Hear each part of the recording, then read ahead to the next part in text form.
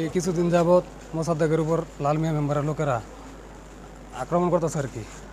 এখন আজকে এটা ব্যাপকভাবে বিতর্কিতভাবে এই লাল মিয়া মেম্বারের লোকেরা গুলি এবং ককটেল ওঠায় আর কি। এখনও মনে হয় রানিং চলমান।